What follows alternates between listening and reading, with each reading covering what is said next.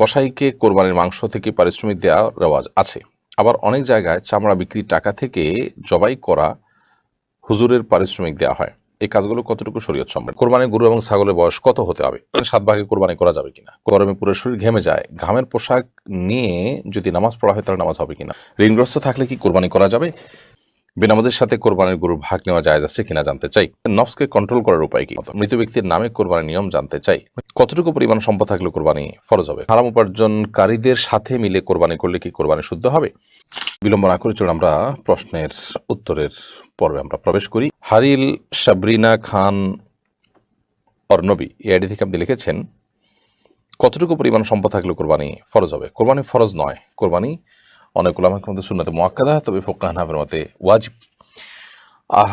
ওয়াজিব যেহেতু, অতএব ওয়াজিব হবে হলো জাকাত দেওয়ার মতো সম্পদ, অর্থাৎ জাকাত ফরজ হতে যে পরিমাণ সম্পদ প্রয়োজন হয়, 7.5 ভরি স্বর্ণ কিংবা 52.5 ভরি রূপার সমমূল্য যদি কারোর কাছ থাকে, 52.5 ভরি রূপার বাজার মূল্য বর্তমানে 70 থেকে 80 হাজার টাকা প্লাস মাইনাস। এই টাকা যদি কারোর কাছে কোরবানির মৌসুমে থাকে তার উপর জন্য কোরবানি করা ওয়াজিব, ঋণ মুক্ত যদি থাকে। সোহেল রানা লিখেছেন, মৃত ব্যক্তির নামে কোরবানির নিয়ম জানতে চাই। মৃত ব্যক্তির তরফ থেকে আপনি কোরবানি করতে চাইলে তার তরফ থেকে কোরবানি করতে পারেন। যদি অনেক ওলামা ইকরাম বলেছেন যে একটা পশুতে নিজের নামের পাশাপাশি মৃত ব্যক্তিকে অ্যাড করতে পারেন, তবে অন্যান্য ওলামাদের মধ্যে সম্পূর্ণ পৃথক। একজন ব্যক্তির নামে একটা ছাগল, একটা গরু বা একটা গরুর অংশ আপনি কোরবানি করতে পারেন। কোরবানি করার পর সেই গোশত নিজে খেতে পারেন, অন্যদেরকে দান করতে পারেন। আপনি মৃত ব্যক্তির তরফ থেকে কোরবানি করেছেন, সেজন্য পুরোটা দান করে দিতে বাধ্য, ব্যাপারটা সেরকম না। ফাইয়াজ হোসেন আপনি লিখেছেন, হারাম উপার্জনকারীদের সাথে মিলে কোরবানি করলে কি কোরবানি শুদ্ধ হবে?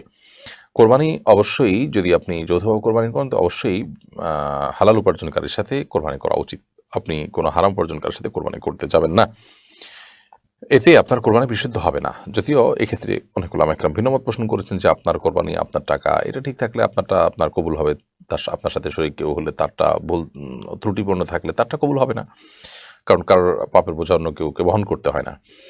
আবার যে সমস্ত ওলামা একরাম বলেন যে না, কোরবানি বিশুদ্ধ হবে না, বিশেষ করে ফুকাহা হানাফ, এই সমস্ত ক্ষেত্রে হারাম উপার্জনকারী কিংবা কেউ গোশত খাওয়ার উদ্দেশ্যে কোরবানি করছেন তার সাথে কোরবানি দিলে কোরবানি হবে না বলে মত দিয়ে থাকেন। তো এই মত এর যৌক্তিকতা হলো যে এখানে পশু মূলত জবে হচ্ছে একটি, অতএব এই একটির মধ্যে যখন ভেজাল হবে, আল্লাহর রহমানের ভেজাল কোনো কিছু গ্রহণ করেন না, বিধায় আমাদের উচিত হবে হালাল উপার্জনকারীর সাথে কোরবানি দেওয়া এবং মুত্তাকি পরেজগার মানুষ তুলনামূলকভাবে খুঁজে বের করে কোরবানি দেওয়া। আর সবচেয়ে ভালো হলো একাকি কোরবানি দেওয়া, সেটা প্রয়োজনে একটা ছোট ছাগল হোক না কেন।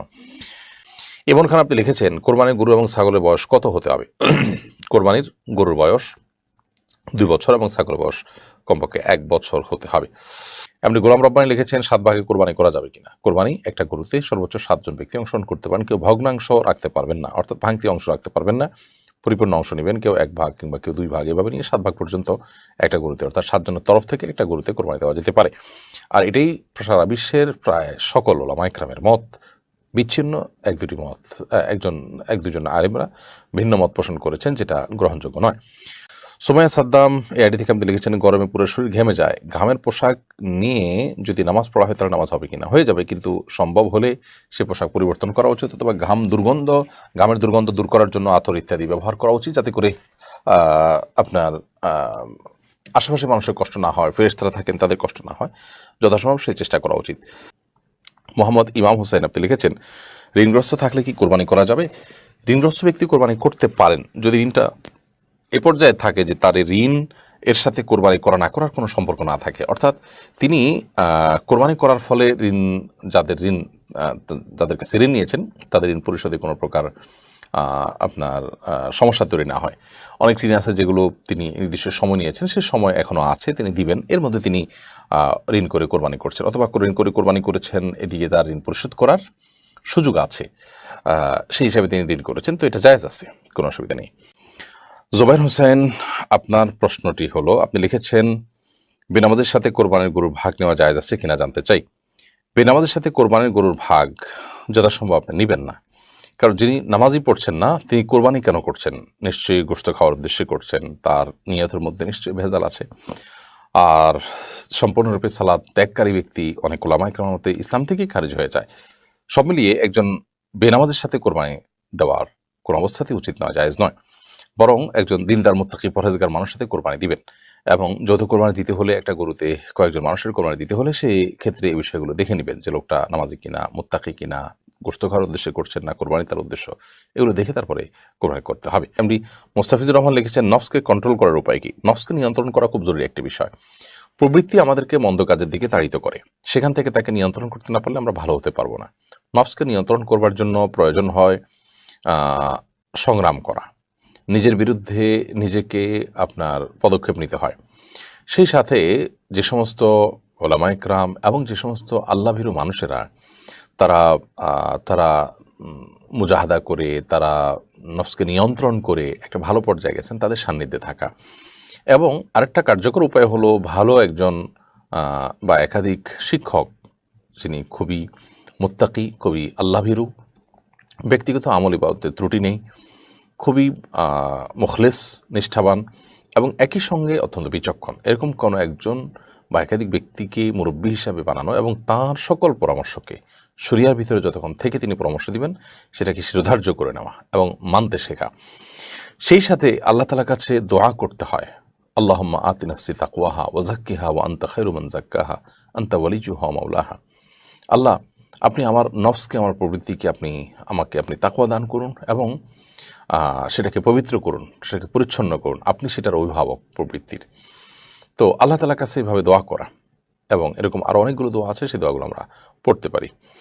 ইনশাআল্লাহ বিদিন আল্লাহ রাব্বুল আলামিন আমাদেরকে নফস বা আমাদের প্রবৃত্তিকে কন্ট্রোল করার, নিয়ন্ত্রণ করার তৌফিক দান করবেন। ফরিদ হোসেন আপনি লিখেছেন, কসাইকে কোরবানির মাংস থেকে পারিশ্রমিক দেওয়ার রেওয়াজ আছে, আবার অনেক জায়গায় চামড়া বিক্রির টাকা থেকে জবাই করা হুজুরের পারিশ্রমিক দেওয়া হয়, এই কাজগুলো কতটুকু শরীয়ত সম্মত? খুবই গর্হিত এবং হাদিসের সম্পূর্ণ বরখেলাফ কাজ।